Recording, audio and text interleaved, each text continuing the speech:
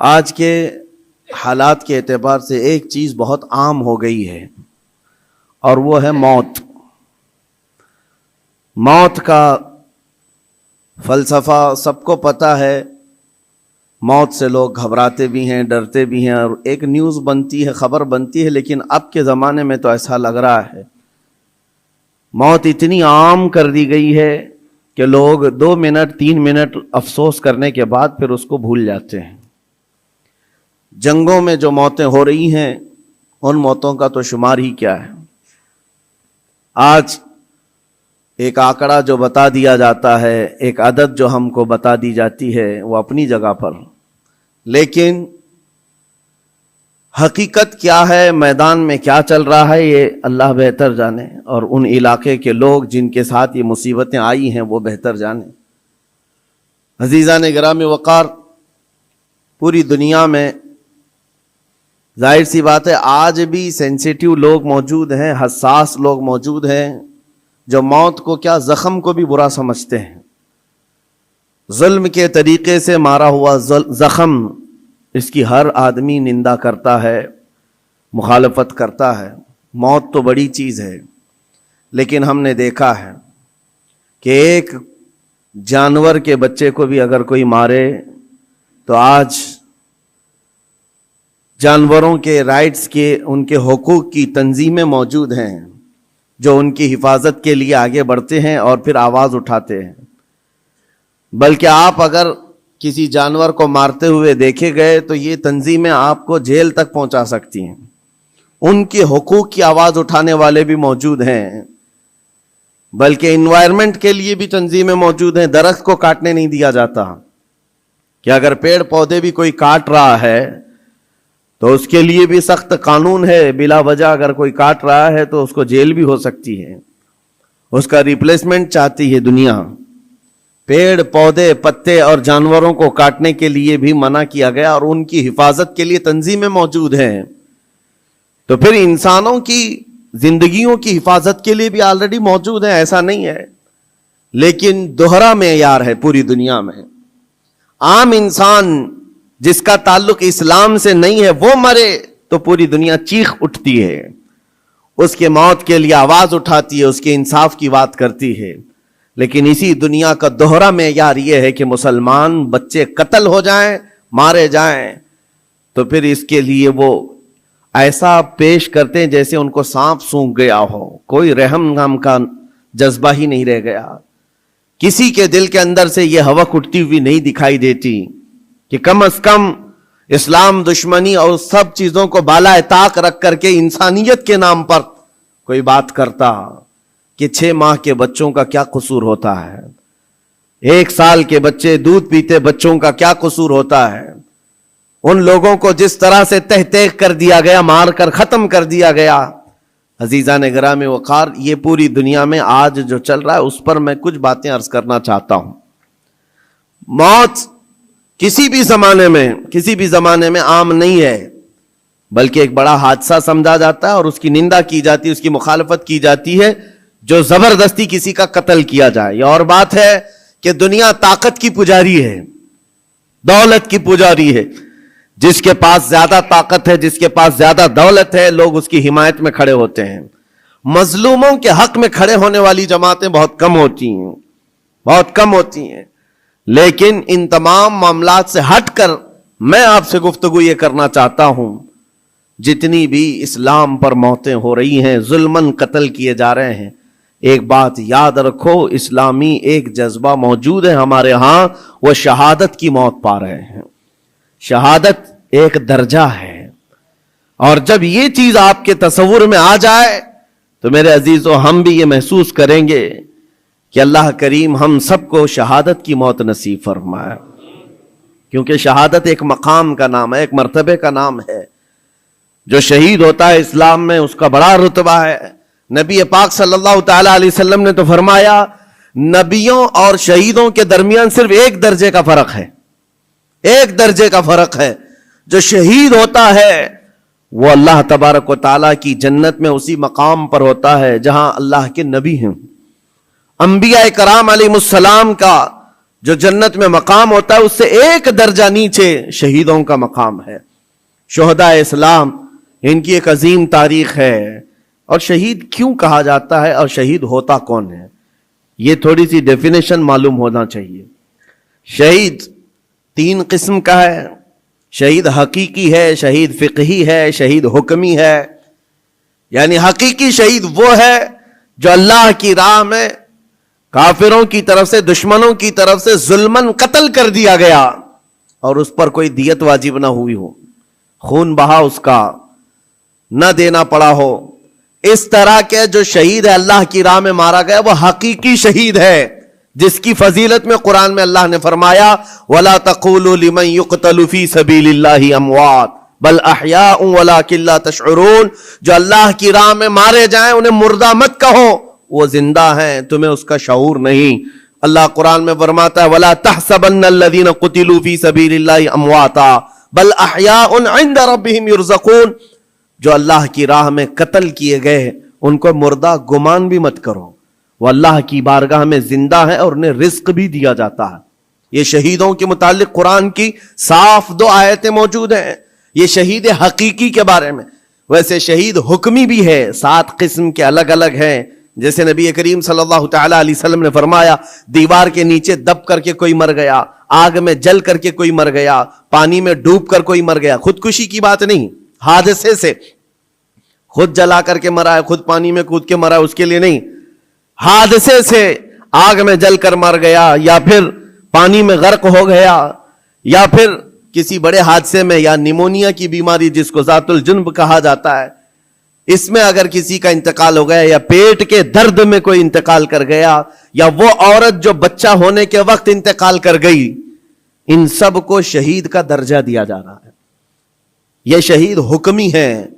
یعنی حقیقی شہید کا مقام ایک الگ ہے، لیکن ان کو حکمن شہید کہا جاتا ہے اسلامی اعتبار سے. لیکن جو حقیقی شہید ہے اس کے لیے میں اس لیے آج اس موضوع کو چھیڑ رہا ہوں کہ دیکھ دیکھ کر کے ہم تھک چکے.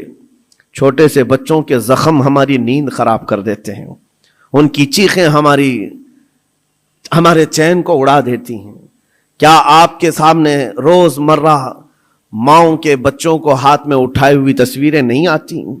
اخباروں کی زینت نہیں بنتی؟ آج وہ ان چھوٹے بچوں کو کبھی ملبے میں اپنے عزیزوں کو ڈھونڈتے ہوئے ہم دیکھتے ہیں، دل باہر نکل آتا ہے، کلیجہ منہ کو آتا ہے.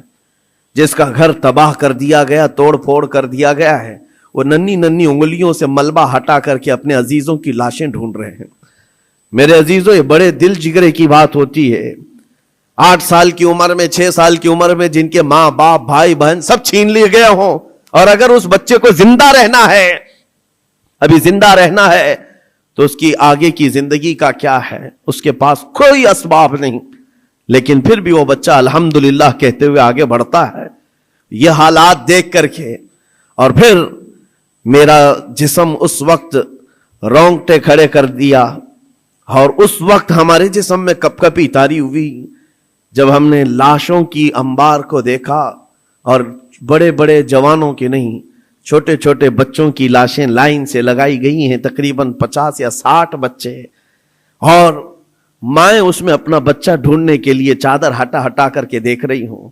ایسے لگتا ہے جیسے ہم اسکول بھیجتے ہیں اپنے بچوں کو اور بھیڑ میں اپنے بچوں کو تلاش کر رہے ہوتے ہیں، اور وہ میتوں میں اپنے بچوں کو ڈھونڈ رہی ہیں، ہاتھ میں دستی یا رومال لیے ہوئے. جب اپنا بچہ مل جائے، ماں اس کے بچے کا خون صاف کرتی ہے چہرے سے. وہ درد و کرب کیا ہوتا ہے ایک ماں سمجھ سکتی ہے، ایک باپ سمجھ سکتا ہے، جس کے گھر اولاد ہے وہ سمجھ سکتے ہیں.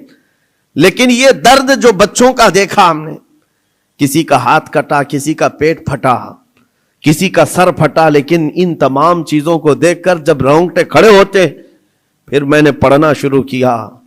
اس بات پر آ کر کے پھر دل مطمئن ہوا.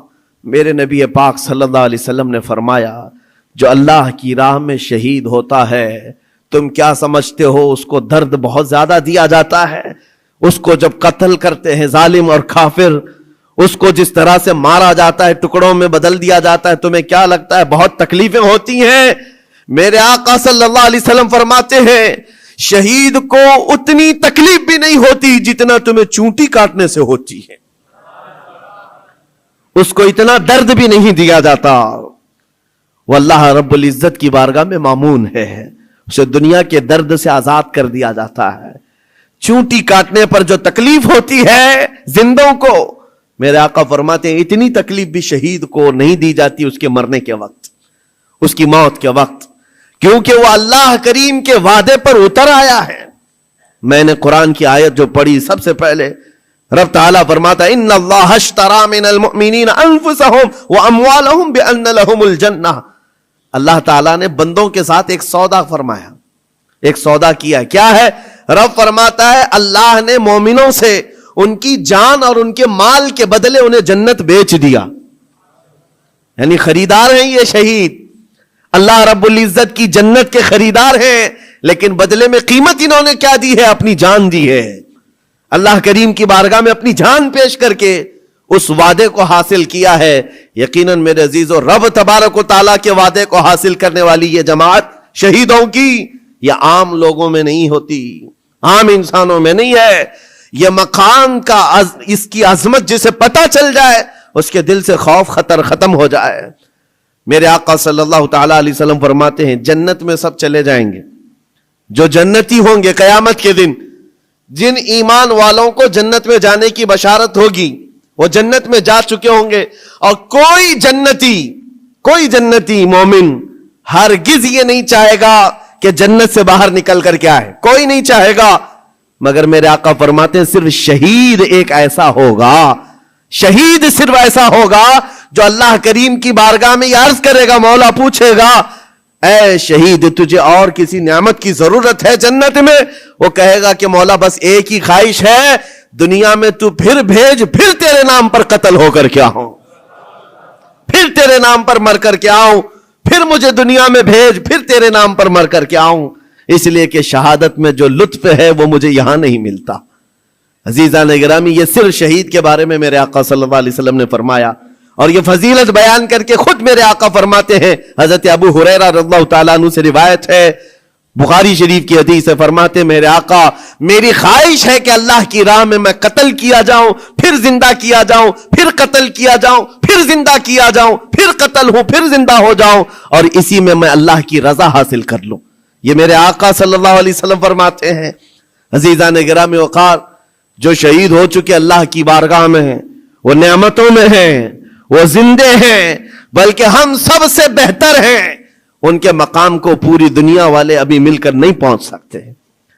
اللہ کریم نے ان کو جو شہادت کا انعام عطا کیا ہے, میں آپ کو بتاتا ہوں. صحابہ کرام رضوان اللہ تعالیٰ علیہ مجمعین کی دو مثالیں, کیا جذبہ تھا ان کے اندر. جب میرے آقا صلی اللہ تعالیٰ علیہ وسلم احد کے میدان کی طرف روانہ ہو رہے تھے تو ایک صحابی عمرو بن جموح رضی اللہ تعالیٰ عنہ, جن کے 4 بیٹے حضور کے ساتھ جا رہے ہیں جنگ میں, 4 بیٹے جا رہے ہیں, کسی کا ایک بیٹا گھر سے نکلے بڑی بات ہے, 4 بیٹے جا رہے ہیں, اور نبی پاک صلی اللہ تعالیٰ علیہ وسلم صفیں درست فرما رہے ہیں. اور یہ صحابی حضرت عمرو بن جموح بوڑھے تھے اور لنگڑے بھی تھے, پیر میں عذر تھا. حضور پاک صلی اللہ تعالیٰ علیہ وسلم کی بارگاہ میں آئے, کہا یا رسول اللہ میری خواہش ہے میں بھی آپ کے ساتھ حاضر ہو جاؤں, بچے مجھے جانے نہیں دینا چاہتے ہیں. 4 بیٹوں نے زبردستی باپ کو گھر میں بٹھایا تھا, اب آپ نہیں جائیں گے, ہم جائیں گے رسول اللہ کے ساتھ. اور باپ اس بات پر لڑائی کر رہے ہیں بیٹوں سے, نہیں میں بھی جاؤں گا. حضور پاک صلی اللہ تعالیٰ علیہ وسلم کے پاس آ کر ایسے درد بھرے انداز میں انہوں نے کہا تھا, میرے آقا صلی اللہ علیہ وسلم نے انکار نہیں فرمایا, کہا کہ ٹھیک ہے آپ بھی چلیں. پہلے حضور نے فرمایا آپ کے تو 4 بیٹے شریک ہیں, آپ کے 4 بیٹے شریک ہیں, آپ گھر میں رہ جائیں. حضور پاک صلی اللہ علیہ وسلم نے جب یہ فرمایا تو وہ کیا کہنے لگے, آواز نکال کر رونے لگے, کہا تف ہے میرے بڑھاپے کو, میرے بڑھاپے نے مجھے نبی سے دور کر دیا, جوان ہوتا میرے بیٹوں کی طرح تو میں بھی جاتا. حضور پاک نے فرمایا نہیں آپ بھی جا سکتے ہیں. لنگڑا پیر تھا, حضور نے فرمایا کیسے چلو گے, دقت ہوگی, تکلیف ہوگی. وہ صحابی کہتے ہیں یا رسول اللہ صلی اللہ علیہ وسلم میں یہ چاہتا ہوں جس طرح لنگڑ لنگڑ کر کے میں یہاں چلتا ہوں ایسی لنگڑ لنگڑ کر کے جنت پہنچ جاؤں, کیا یہ ممکن ہے؟ حضور پاک نے ان کے جذبے کو دیکھا, فرمایا آپ چلیں. گھر آئے, اپنے اہل خانہ سے کہا جلدی جلدی تیاریاں کرو, میں بھی جا رہا ہوں. خوشی کی انتہا نہیں. جب جانے کا وقت تھا, دروازے پر ان کی اہلیہ آئی اور ان کو ایسے ہی تفریح کے طور پر کہا, دل لبھانے کے لیے کچھ باتیں کی جاتی ہیں.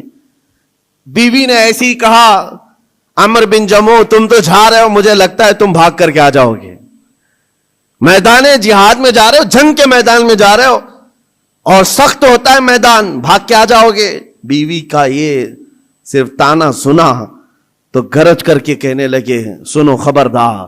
اور اللہ کی بارگاہ میں ہاتھ اٹھایا, اللہم ارزقنی شہادتا فی سبیلک ولا تردنی الی اہلی خائبا. یا اللہ, اے اللہ تو اپنے راستے میں مجھے شہادت دے دے اور کبھی بھی زندگی میں مجھے میرے گھر واپس مت لوٹا, گھر واپس مت لوٹا. ہم تو گھر سے نکلتے ہوئے گھر واپس آنے کی سلامتی کی دعائیں کر کے نکلتے ہیں, اللہ صحیح سلامت لوٹا ہے. اور وہ جذبہ الگ ہے. نبی پاک صلی اللہ علیہ وسلم کے ساتھ جاتے ہوئے کہہ رہے واپس نہ لوٹا. گئے جنگ میں شریک ہو گئے, اور وہ جنگ بڑی سخت تھی. احد کی جنگ تو آپ کو میں نے کئی مرتبہ ذکر کیا ہے, بہت سخت امتحان تھا صحابہ کا, جہاں 70 صحابہ شہید ہوئے ہیں, اس میں حضرت عمر بن جموح بھی شہید ہو گئے. یہ بوڑھے صحابی شہید ہو گئے. نبی پاک صلی اللہ تعالی علیہ وسلم نے پھر اس کے بعد شام کو جب لاشیں اٹھانے کی باری آئی, ان کی اہلیہ گھر سے آئیں اور میدان جنگ سے لاشیں جب اٹھائی جا رہی تھی, عمر بن جموح کی لاش کو اٹھایا, گھوڑے پر رکھا, سواری پر اپنے گھر کی طرف لوٹیں. سواری نہ ادھر جاتی نہ ادھر جاتی, کہیں نہیں. بار بار گھوڑے کو چابک لگا کر دوڑایا جاتا ہے لیکن گھوڑا جاتا ہی نہیں ہے. وہ تنگ آ گئی, مجبور ہو گئی, کہا کیا ہے, لاش اتنی بھاری ہو گئی, وزن ہو گئی, کیا ہے یہ. نبی پاک صلی اللہ علیہ وسلم کی بارگاہ میں آ کر کے ان کی اہلیہ نے کہا, آقا سب اپنی لاشیں لے جا رہے ہیں, میں بھی ان کی لاش اپنے گھر لے جا کر ان کو تھوڑی دیر کے لیے رکھنا چاہتی ہوں, لیکن سواری ہے کہ آتی نہیں آگے. میرے آقا نے فرمایا, گھر سے نکلتے وقت انہوں نے کیا کہا تھا.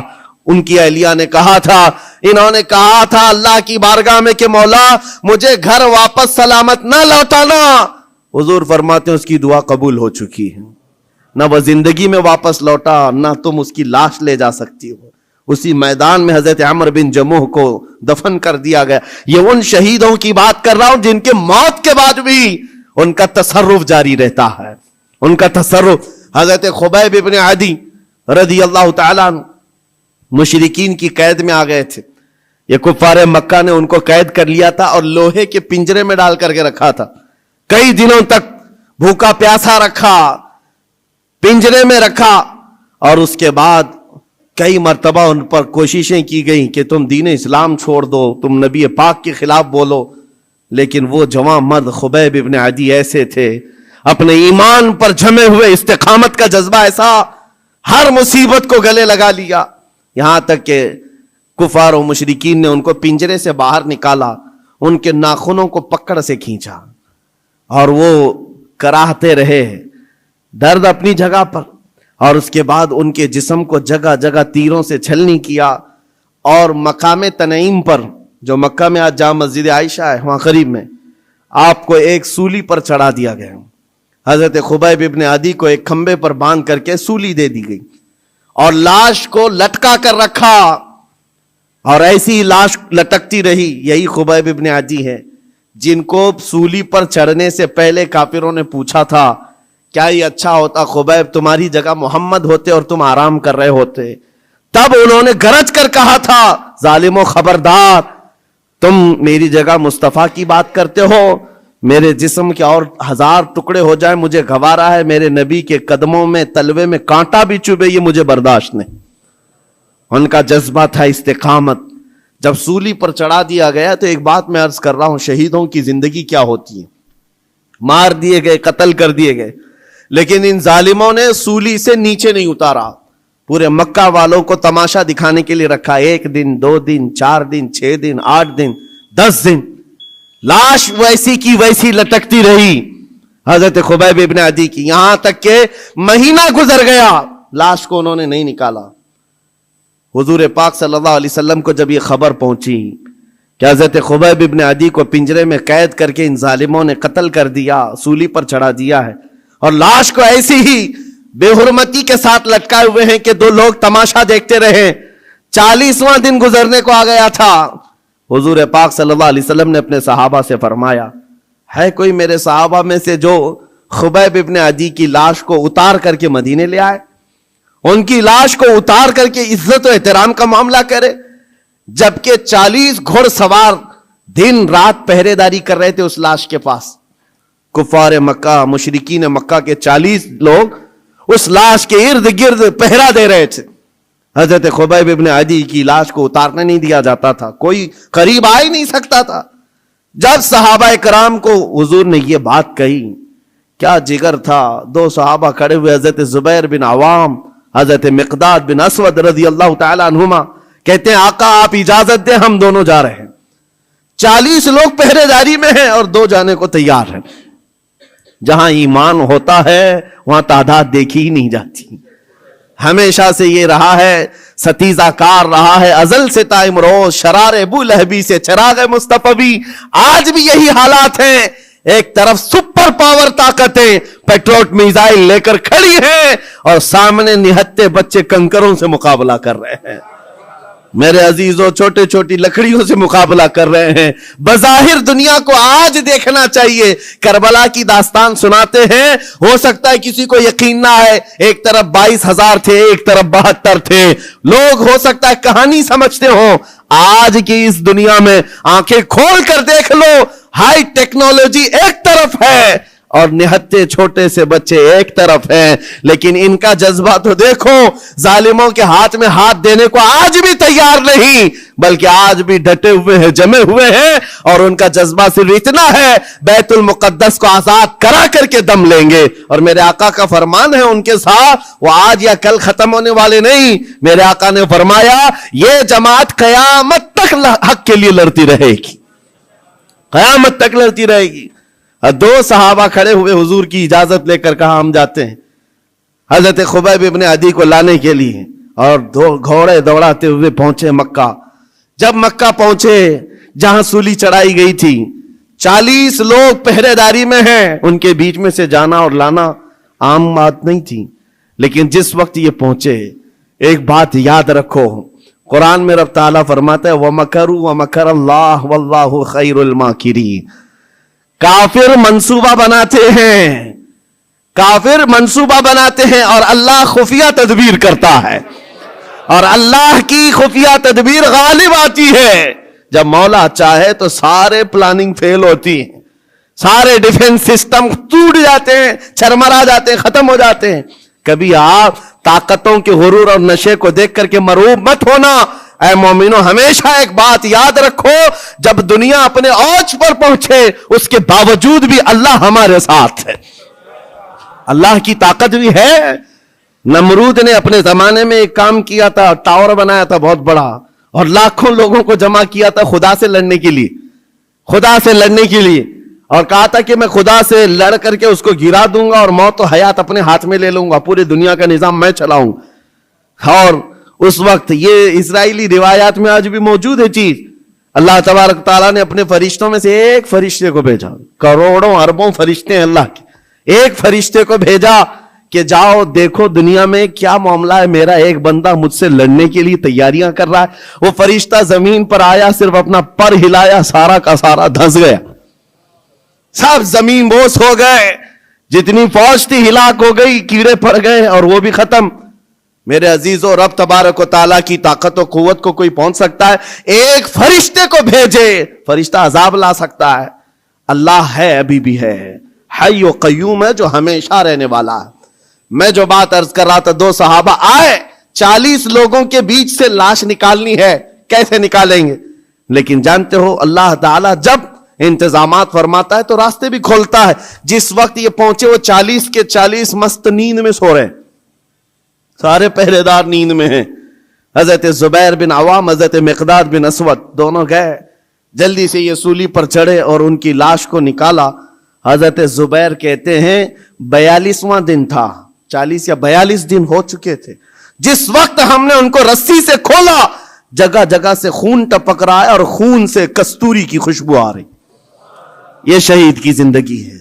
42 دن ہو چکے اور جسم سے جگہ جگہ خون آ رہا ہے اور اس سے کستوری کی خوشبو آ رہی. دونوں صحابہ کہتے ہیں ہم نے ان کی لاش کو اتارا, بالکل تر و تازہ لاش ہے, جسم صحیح سلامت ہے.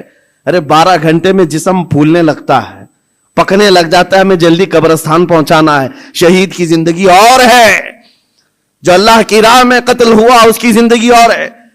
اٹھایا اور لے کر کے چل پڑے, اپنی سواری پر لے کر آرام سے چلتے رہے. صبح ہوئی تو یہ کافروں کی نیند کھلی, دیکھا کہ ہے ہی نہیں خبیب ابن عدی.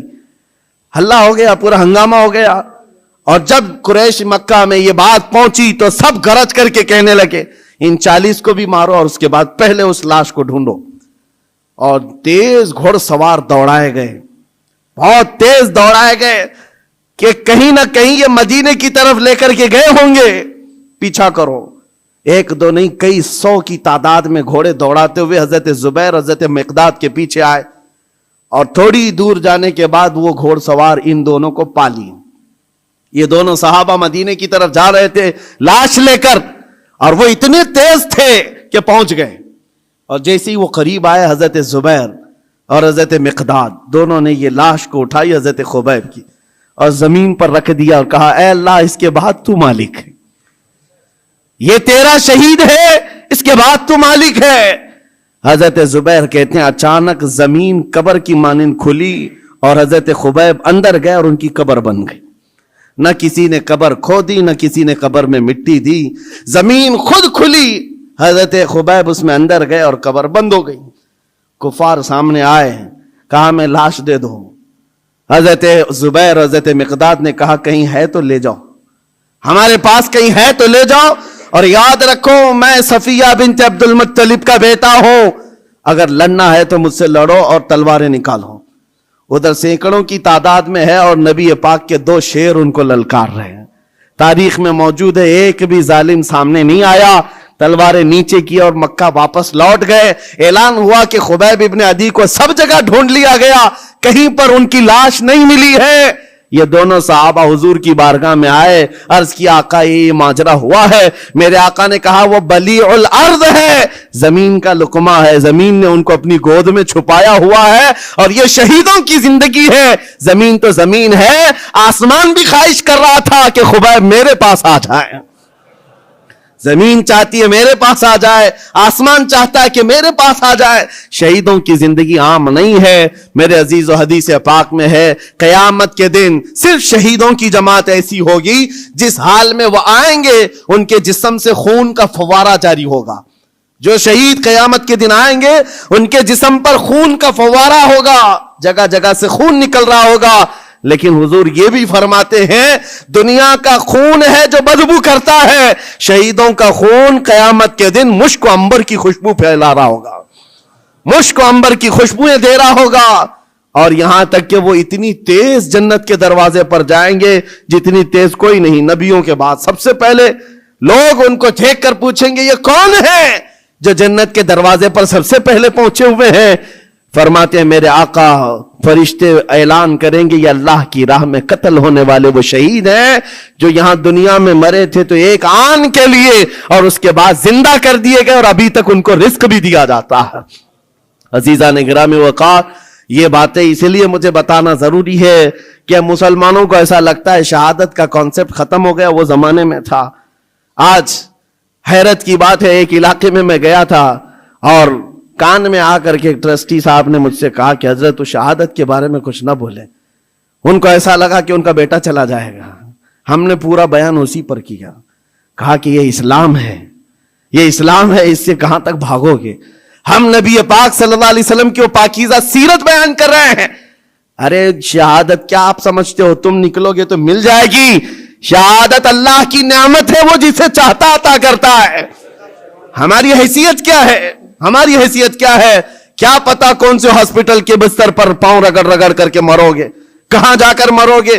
ہم تو ہم ہیں حضرت عمر فاروق دعا کرتے تھے امیر المومنین، اللہم ارزقنا شہادتا فی سبیلک و موتا فی بلد نبیک، اے اللہ تو اپنے راستے میں مجھے شہادت دے دے اور تیرے نبی کے شہر میں موت عطا کر دے۔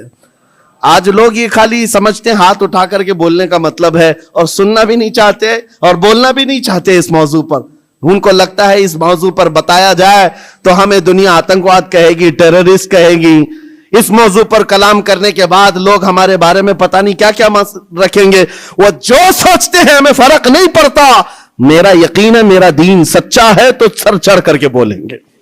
جب نبی پاک کی تعلیمات سچی ہیں تو علل اعلان کہی جائیں گی، اس میں چھپانے جیسی کوئی چیز ہے ہی نہیں۔ اسلام کوئی مجرم قوم کا نام نہیں، مسلمان کسی مجرم قوم کا نام نہیں ہے۔ ہماری تاریخ گواہ ہے ہم نے ظلم کبھی کیا نہیں ہے، لیکن ساتھ میں ہم یہ بھی کہتے ہیں ظالم کو اس کی کلائی پکڑنا بھی اسلام ہی سکھاتا ہے۔ ہم ظلم کرنے کی اجازت ہرگز نہیں دیتے، لیکن اس کا مطلب یہ نہیں ہے کہ ظالم کے خلاف بھی نہیں بولتے۔ ہم ظالم کے خلاف ہر زمانے میں بولتے رہیں گے۔ اللہ کریم ہمیں وہی زبان عطا کرے جو حق بولنے والی ہو۔